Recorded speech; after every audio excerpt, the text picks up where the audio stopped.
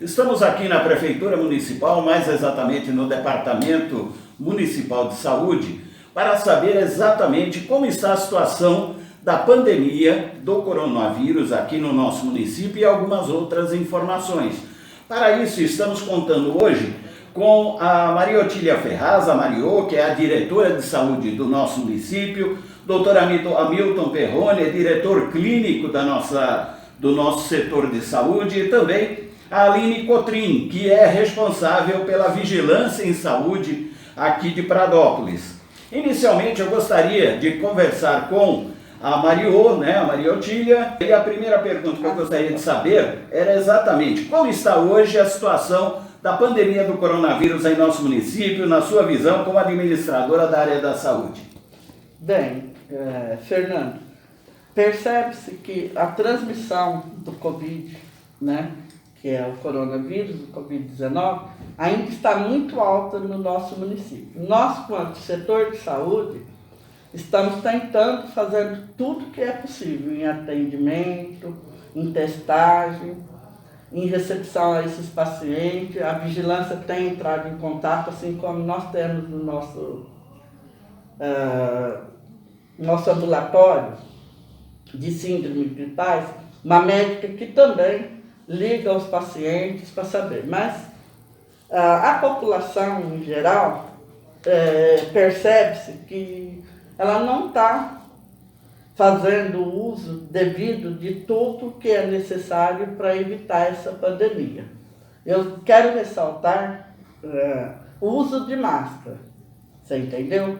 A população, acho que aboliram por conta própria, talvez se sentiram confortável, porque tem dias que os nossos boletins, todo mundo pode ver, tem um número elevado de casos, e tem dia que tem menos casos. Isso tudo equivale ao quê? Vai se fazendo a testagem, e às vezes tem dia que testa bastante pessoas e poucos dão positivo, e tem dia que é o contrário.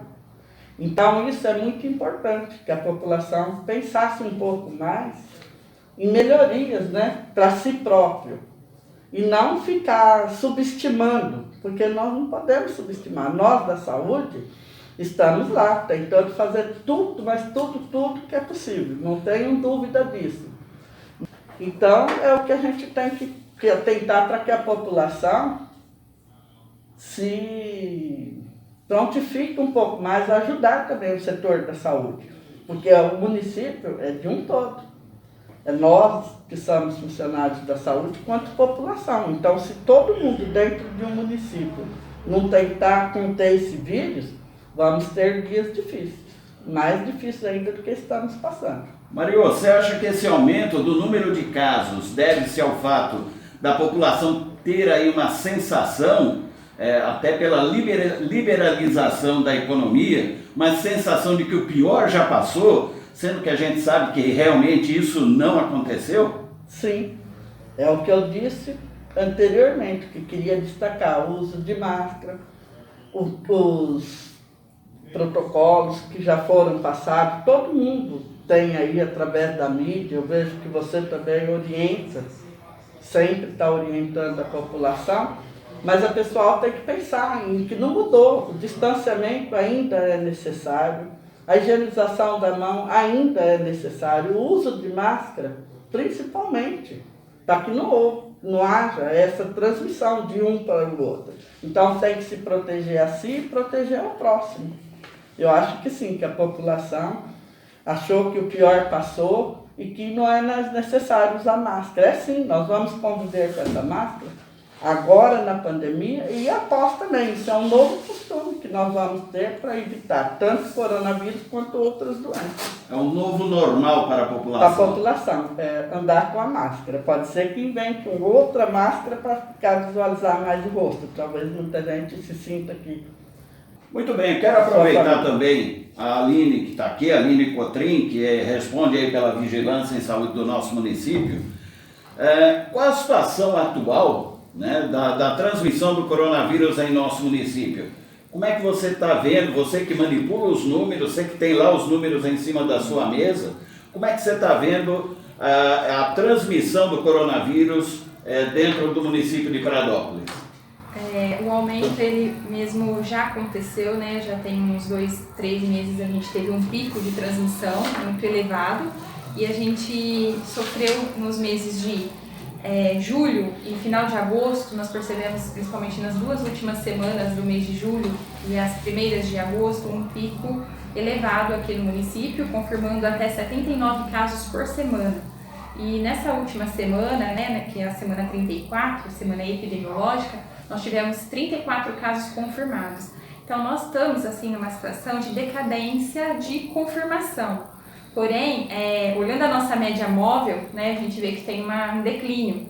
Porém, como a Maria falou, quando a gente faz o rastreio em determinadas populações do nosso município, a gente acaba encontrando novos casos e aí a gente vê que realmente nós não podemos ficar tranquilos, porque a confirmação ainda ela vem se mantendo, né? Hoje nós não terminamos ainda a semana 35, que ela finaliza nesse domingo, mas até agora, o boletim que nós liberamos agora, só hoje entraram 10 casos. Então, até agora nós temos nessa semana 29 casos confirmados, totalizando 562 casos no nosso município. Então, a preocupação é assim, que ela vem aumentando, e inclusive no grupo dos idosos e de pessoas que são hipertensas, diabéticas, que apresentam obesidades, né? Então, a gente se preocupa com esse público porque eles vão e internam.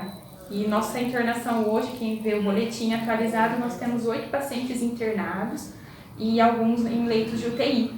Então, isso muito nos preocupa. Porque o vírus ainda está aqui e está internando muita gente. Nós ficamos vários dias aí na faixa de 6 pessoas internadas. E quando a gente fala também, algum tempo atrás, aí, algumas semanas atrás, existia o problema com o Instituto Adolfo Lutz. Ele não estava dando conta de fazer os exames, né? E com isso ficava uma grande quantidade de pessoas como casos suspeitos, né? E dificultando até a identificação exatamente do volume de casos real que a gente estava tendo em nosso município. Depois, com os 2 novos robôs que foram instalados em Ribeirão Preto, parece que agora o fluxo de exames, o fluxo de resultados está bem melhor pelo menos para os profissionais, né, para poder identificar e corrigir as distorções que haviam anteriormente. Isso, ultimamente, nas 2 últimas semanas, a média de liberação dos resultados é de 3 dias. Então, é importante também já reforçar que assim que o paciente passa em consulta médica, ele já recebe o termo de isolamento, né, e aí ele fica em casa e aguarda o resultado. Saindo o resultado, a vigilância avisa a família e que geralmente a pessoa precisa continuar com o isolamento também. Então isso melhorou muito a rapidez da liberação do resultado, porque aí na família a gente vai investigando novos casos e tentando conter essa transmissão. E como é que você está vendo aí, depois da liberalização da economia, né? Como é que o comércio local hoje está agindo em relação à questão da pandemia?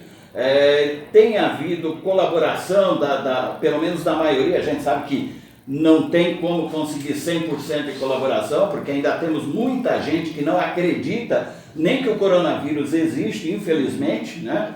Mas como é que você tem observado essa participação do comércio? A maior parte do comércio vem colaborando muito com a gente, né? E com frequência, vigilância, visita os estabelecimentos de saúde, estabelecimentos comerciais e também os essenciais, né, que são de competência da vigilância também fazer a fiscalização. Então, questão de supermercados, drogarias, né, e a gente vê que na maioria deles todos estão preocupados, né, e assim, o que eles referem muito é que às vezes o cliente é um pouco resistente ao uso de máscara e tem um pouco de problema assim na hora de adentrar.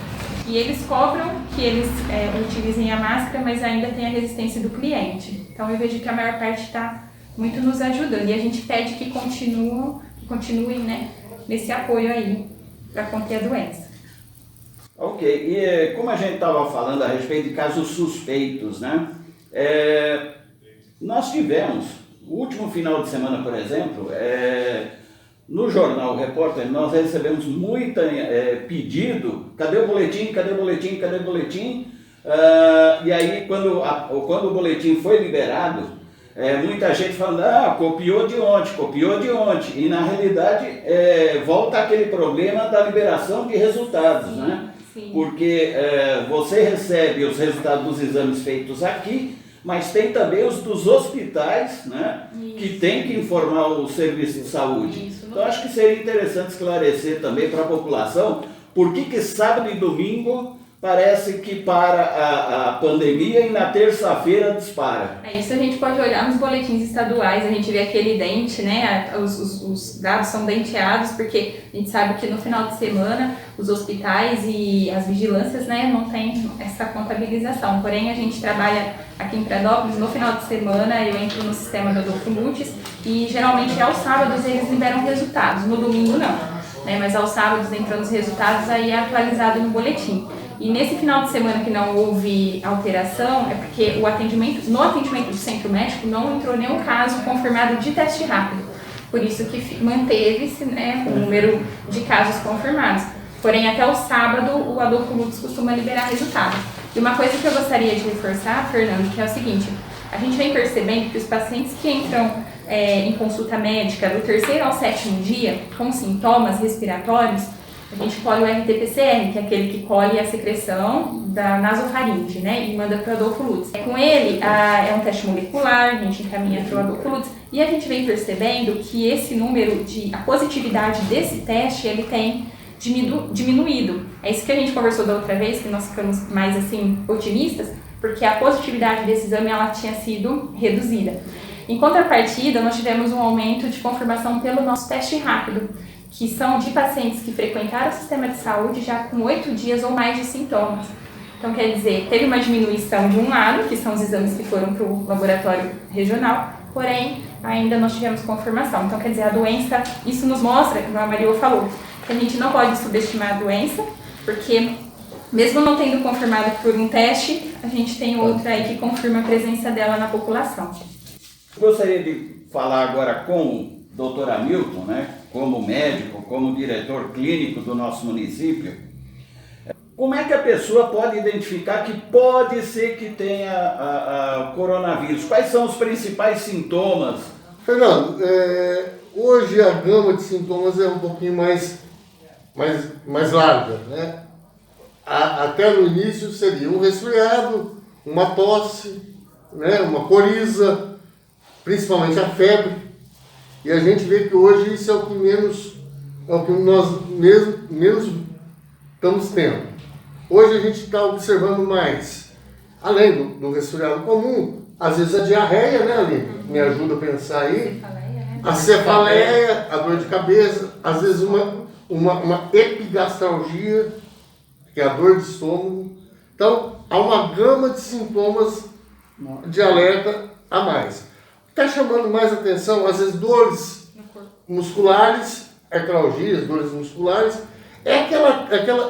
aqueles sintomas típicos de uma virose. A diarreia é uma que está nos chamando muita atenção hoje, principalmente no idoso e na criança. A partir do momento que a diarreia, no idoso e na criança, você começou a ter de 5 a 6 episódios de diarreia diário, já é um sinal de alerta. O idoso e a criança são duas situações em que nós vamos ter, nós temos que ter mais cuidados. Por quê? Eles descompensam mais rápidos. Eles têm perdas de substâncias essenciais para o organismo muito mais rápido. Essas pessoas precisam imediatamente procurar o pronto-socorro. Hoje é necessário procurar um pronto-socorro. Aliás, uma coisa que eu gostaria que também fosse bem esclarecido, no início da pandemia a gente falava muito de se você tiver febre persistente, tiver tosse, procure o posto de saúde. Mas se for só uma coriza, for só aí um episódio de tosse, então fique em casa, toma seus remédios, se piorar você procura o serviço de saúde. Essa já não é mais a recomendação, né? Não. Principalmente, vou ressaltar aqui, principalmente o idoso, tá? Porque o que está acontecendo? de tudo que a Mariotília falou e a Aline falou. O que está havendo hoje na nossa cidade ou em alguns municípios em torno de Pradópolis? Há como que eu vou se dizer? Pessoal, houve uma descredibilidade, eles passaram a não acreditar mais eles não estão usando a máscara, principalmente os jovens, a máscara, a higienização. Esses jovens, eles estão levando a doença para dentro de casa. Porque o idoso, você está entendendo? Isso é uma coisa lógica, Fernando. O idoso, ele não vai sair de casa. Um senhor de 80, 70 anos, muito dificilmente ele está saindo de casa para ir ao mercado. Se ele chega a ter uma síndrome gripal, uma diarreia, uma suspeita, alguém levou isso para ele. Você concorda? Isso é lógico. Não precisa ser muito inteligente para pensar. Entendeu? E essas pessoas, elas se descompensam muito rápido. Entendeu? E isso que nós temos que reavaliar. Esse pessoal precisa acreditar nesse isolamento. Esse pessoal precisa acreditar na higienização. As pessoas precisam acreditar no uso da máscara. E isso eu vou te garantir, como médico. Essas situações, ela não vai acabar cedo. Mesmo que a vacina, que eu tenho certeza e fé em Deus, ela não vai demorar. Mas isso é uma primeira etapa de imunização. Qualquer médico, qualquer cientista mais inteligente sabe disso. Tanto é que já falaram, eles vão fazer a imunização de 15 em 15 dias numa primeira etapa. Mas não vão, com certeza, não vão deixar de liberar o uso da máscara, higienização e distanciamento. Doutor, realmente a situação é muito difícil. E principalmente, como o senhor disse, a questão das crianças, dos idosos, né, que apresentam qualquer sintoma fora do normal, o ideal é que já procure o serviço de saúde, com certeza. Né? Principalmente febre alta, cansaço, quer dizer, falta de apetite, aquela questão do olfato, paladar, a perda do paladar, entendeu? Isso não vai mudar, entendeu? Gostaria de também que o senhor esclarecesse a questão do ambiente.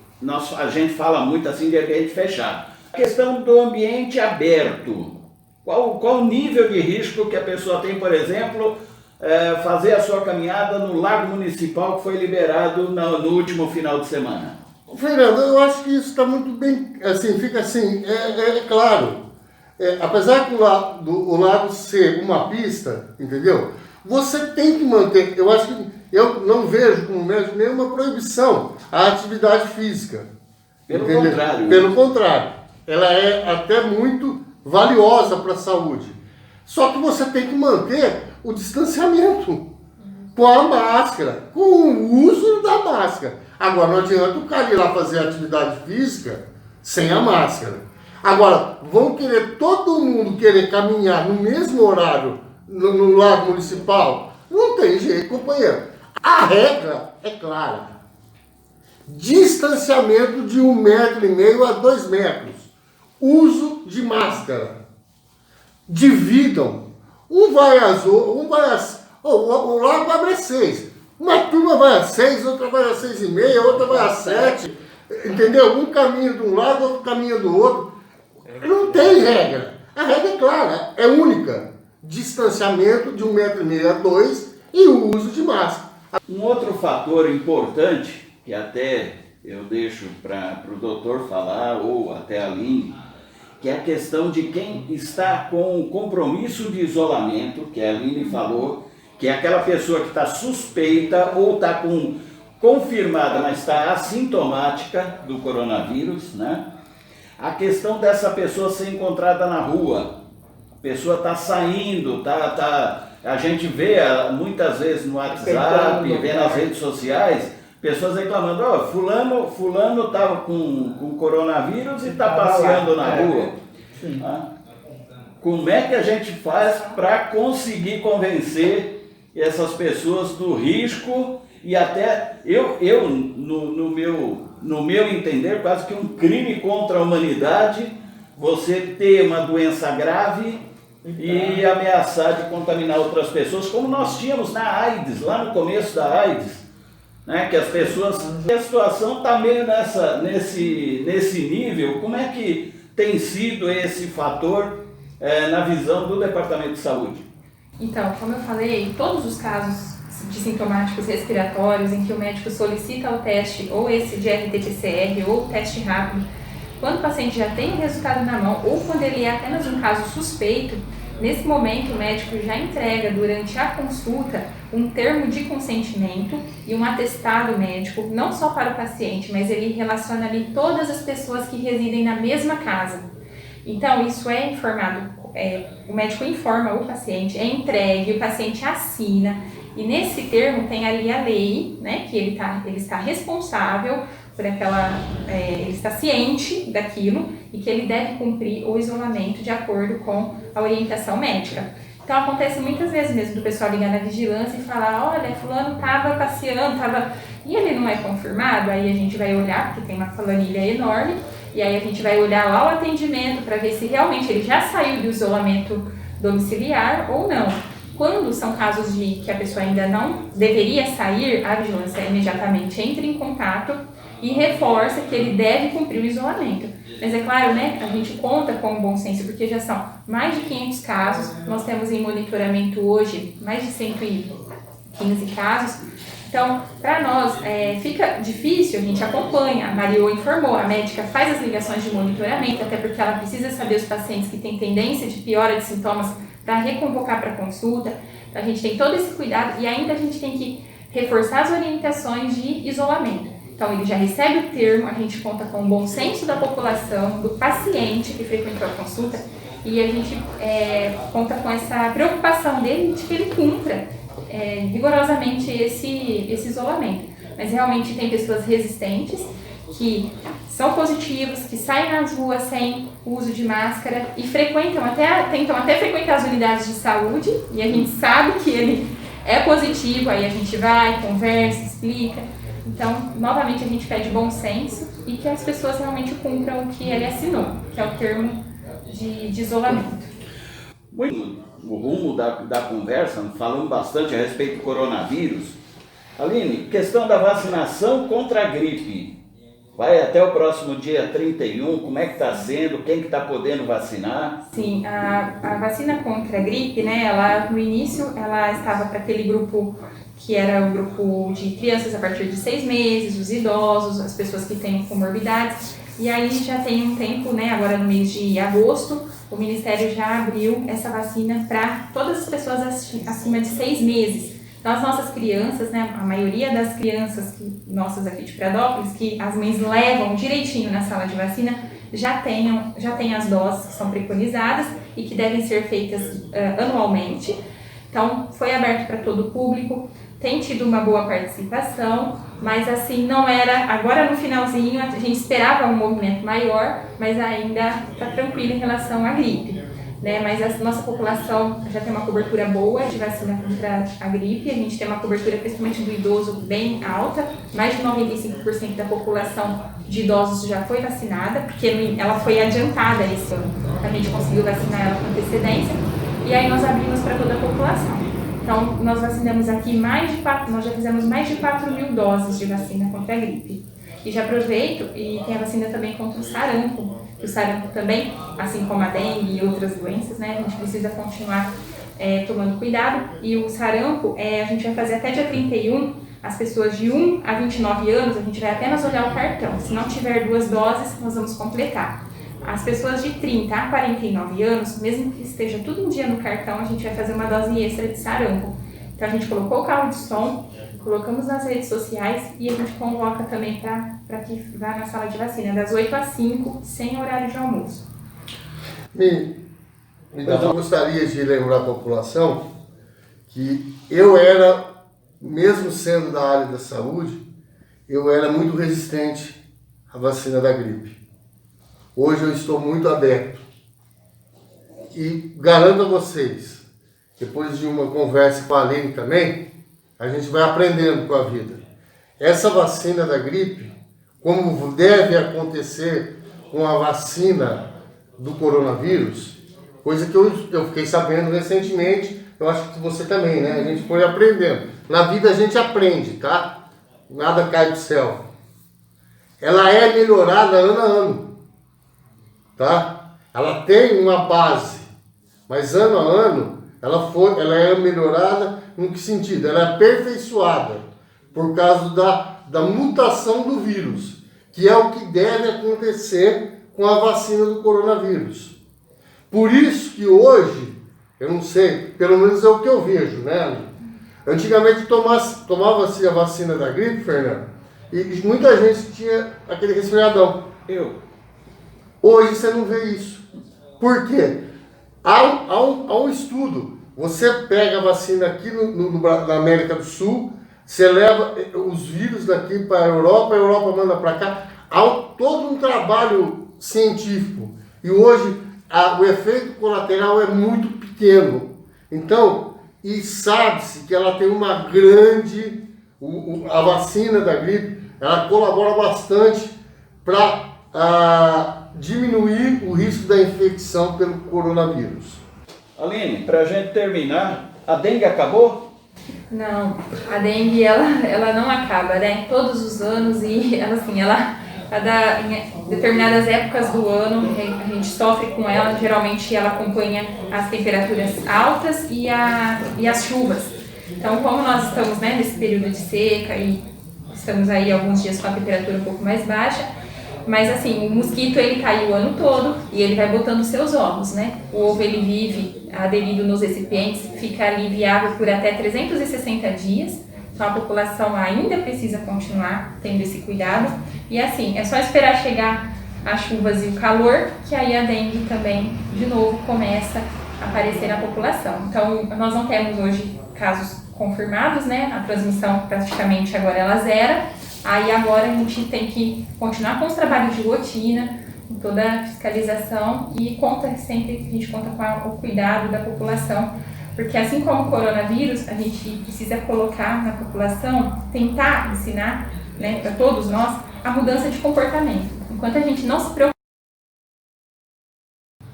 Muito bem, quero agradecer aqui a Aline Cotrim, responsável pela vigilância em saúde do nosso município, Dr. Hamilton Perrone, diretor clínico de Pradópolis, Maria Otília Ferraz, a Mariô, diretora do Departamento de Saúde. Obrigado pelo tempo de vocês. Eu sei que é super corrido lá no centro médico, na área da saúde, mas dispuseram de ter um tempo para a gente conversar e poder levar mais um pouco de esclarecimento à população a respeito da questão da saúde em nosso município. Muito obrigado a vocês, um bom trabalho, que Deus ajude a todos nós. Obrigada. Obrigado.